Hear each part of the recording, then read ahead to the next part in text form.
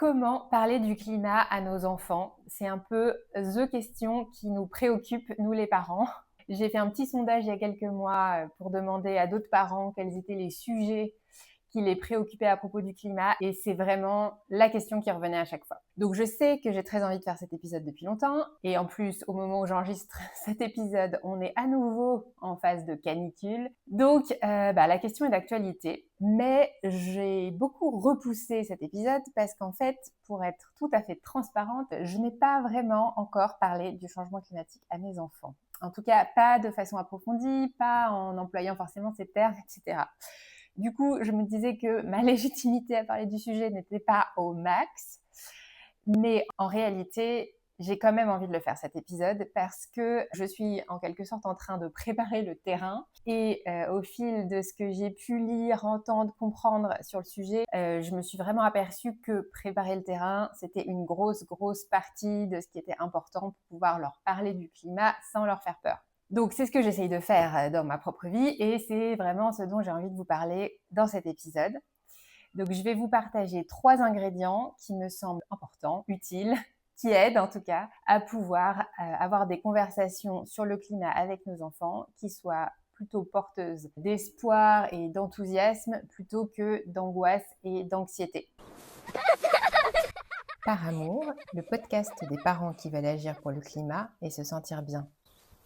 Chers parents, bienvenue sur Par Amour. Je m'appelle Clara et depuis ma prise de conscience écologique, j'essaye de comprendre comment élever mes 2 enfants sur une planète qui se réchauffe, comment avoir le plus d'impact possible à mon niveau et surtout comment ne pas y perdre ma joie de vivre ni faire exploser ma charge mentale. Sur ce podcast, je vous partage les clés qui m'aident au quotidien à agir pour le climat et à me sentir bien, dans l'espoir que ça vous apporte du soutien et des pistes concrètes à explorer. Chaque épisode est disponible en podcast audio sur Apple Podcast et sur Spotify et en version vidéo sur YouTube. Bonne écoute. Épisode 6. Comment parler du climat à nos enfants sans leur faire peur. Allez, c'est parti. Quand on regarde cette question, on peut avoir tendance à se dire que l'enjeu, c'est de trouver les bons mots. Trouver la bonne façon de présenter ce sujet pour l'adoucir et amortir le choc. En réalité, je pense que c'est beaucoup plus qu'un enjeu de choix de vocabulaire. Ce qui m'a éclairé sur cette question, c'est une intervention de Laëlia Benoît dans le podcast Chaleur humaine, qui est un podcast de la rédaction du Monde sur le changement climatique que j'aime beaucoup. Laëlia Benoît est pédopsychiatre et chercheuse à l'INSERM et au Yale Child Study Center aux États-Unis. Et elle s'intéresse notamment à l'influence du climat sur la santé mentale des enfants et des adolescents. Et dans cet épisode, elle parle d'une étude qu'elle a menée auprès d'adolescents qui, à la base, avait pour objectif de savoir s'il valait mieux parler du climat sur un ton plutôt alarmiste ou sur un ton plutôt positif. Le dispositif de l'étude consistait à poser aux ados quelques questions sur leur rapport au climat, par exemple leur niveau de connaissance, leur niveau d'inquiétude, etc. Puis leur montrer une vidéo, donc l'une positive, l'autre alarmiste, puis de leur reposer des questions sur le climat pour voir comment la vidéo faisait évoluer leurs réponses et leurs émotions par rapport au climat.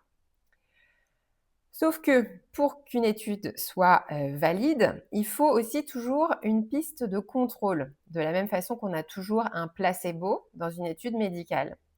Et donc en l'occurrence, il y avait une 3e vidéo neutre qui n'avait absolument rien à voir avec le climat, qui parlait totalement d'autre chose.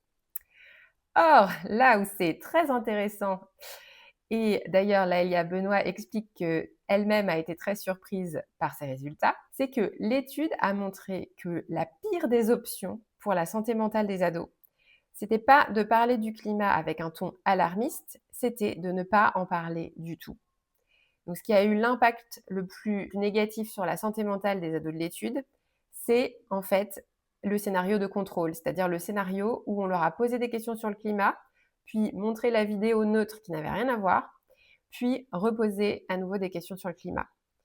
Et pourquoi ? Parce que le pire des scénarios, c'est d'avoir connaissance qu'il y a un problème, mais d'avoir l'impression que personne d'autre n'a compris et que personne d'autre ne s'en occupe. Et ça reflète très bien ce qui risque de se passer dans la vraie vie, et ce qui parfois arrive, si en tant que parent, on contourne le sujet. Ce qui inquiète le plus les enfants, c'est pas tant le problème en tant que tel, c'est l'absence de réaction des adultes. C'est le fait d'avoir connaissance d'un problème grave, tout en ayant l'impression que la vie des adultes continue as usual, comme si de rien n'était. Donc, plus que de la peur du changement climatique en lui-même, c'est de ce sentiment d'impuissance et de décalage entre la réalité de la menace et la réalité du quotidien qu'il s'agit de protéger nos enfants. Sauf que je sais que c'est beaucoup plus facile à dire qu'à faire, car sur cette question, comme sur pas mal d'autres quand on est parent, je ne sais pas si vous avez remarqué, on est tiraillé. C'est-à-dire que d'un côté, on ressent le besoin, voire une sorte de devoir, de parler à nos enfants du réchauffement climatique.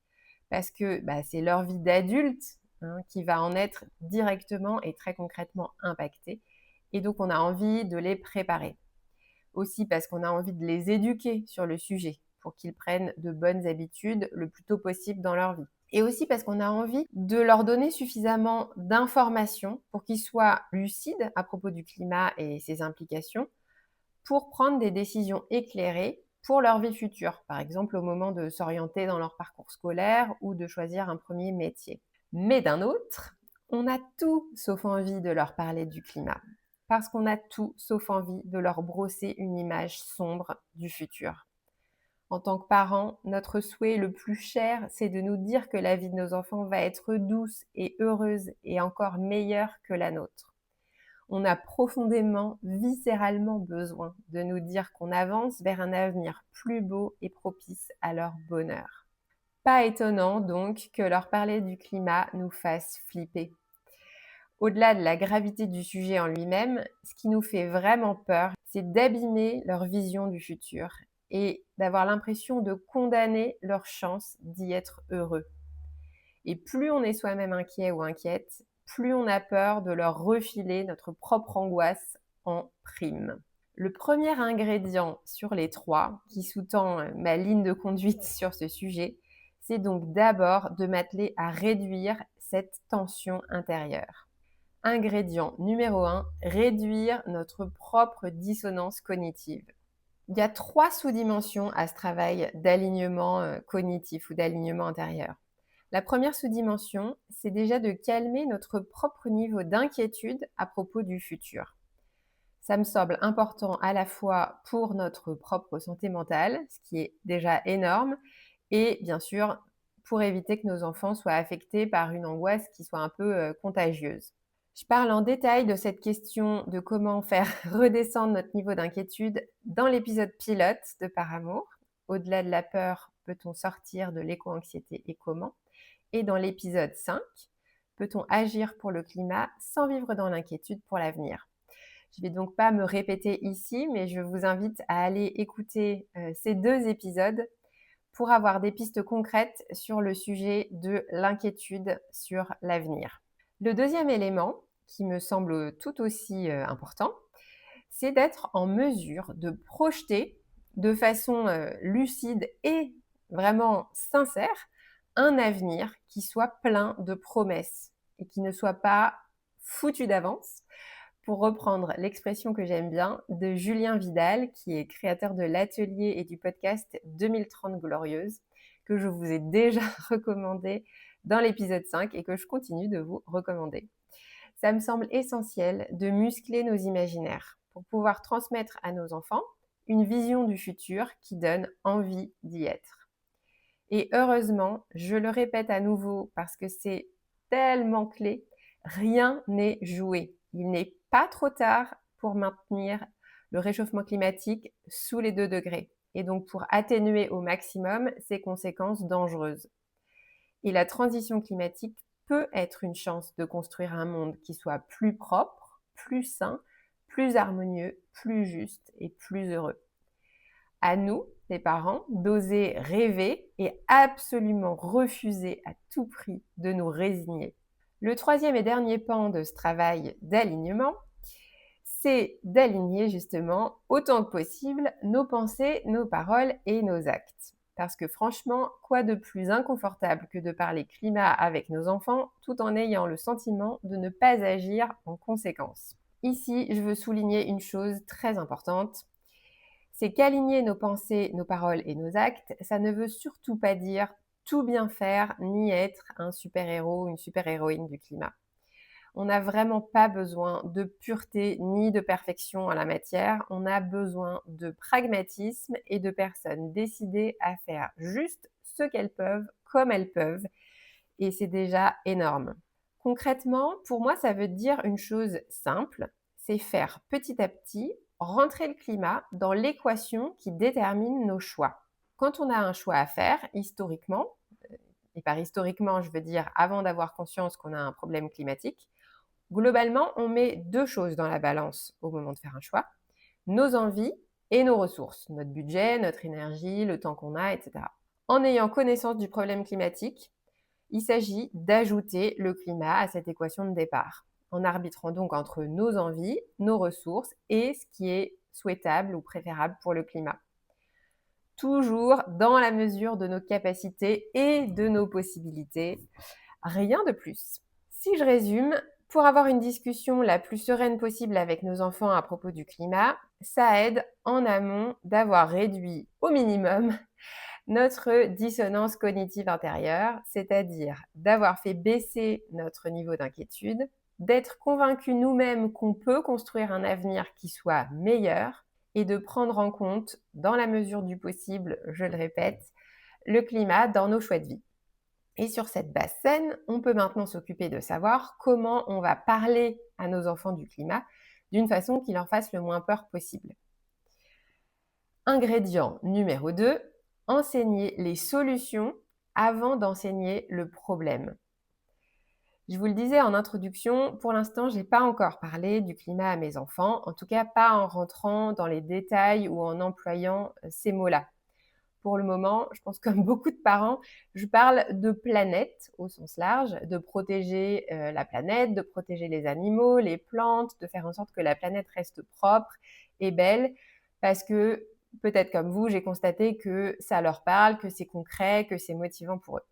Mais en attendant de leur parler spécifiquement et précisément du climat, ce que j'essaie de faire, c'est de leur parler au maximum des choix qui ont un impact positif pour le climat. C'est ça que je veux dire par enseigner les solutions avant d'enseigner le problème.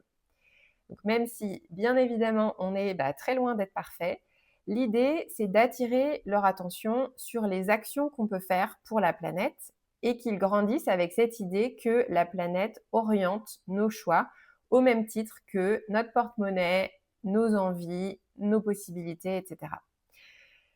J'ai remarqué que le moment des courses, c'est particulièrement propice à ça.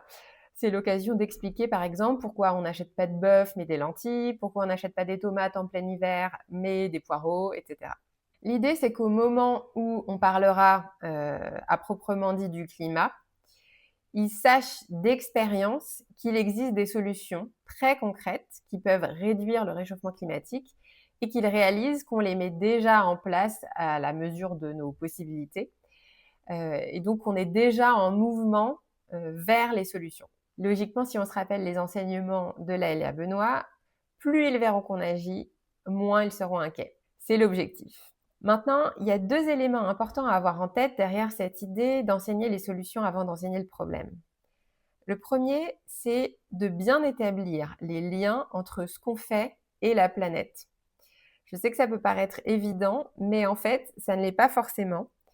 Et c'est ce que partage Laëlia Benoît dans la suite du podcast dont je vous parlais tout à l'heure. Elle explique que les enfants, surtout quand ils sont jeunes, ne peuvent pas deviner évidemment qu'on agit pour le climat ou pour la planète si on ne leur dit pas.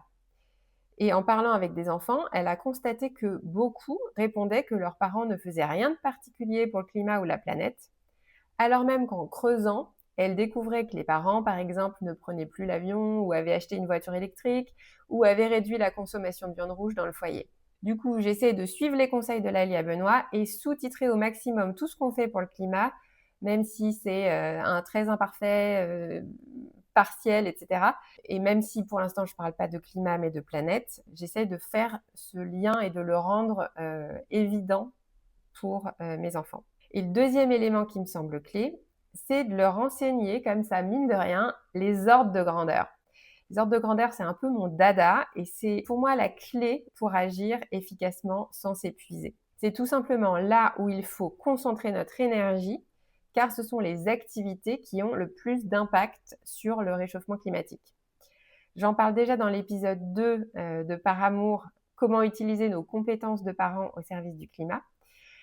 Et comme je vous le disais dans cet épisode, ces ordres de grandeur, moi je les appelle les 4 A, pour m'en rappeler. A comme action climatique, donc il y a A comme avion, A comme automobile, A comme alimentation animale, et plus particulièrement tout ce qui provient des vaches, et A comme achat, beaucoup trop souvent. Donc au travers de nos choix et de ce qu'on va leur expliquer, les enfants peuvent se familiariser petit à petit avec ces ordres de grandeur et les avoir du coup en tête pour le restant de leur vie.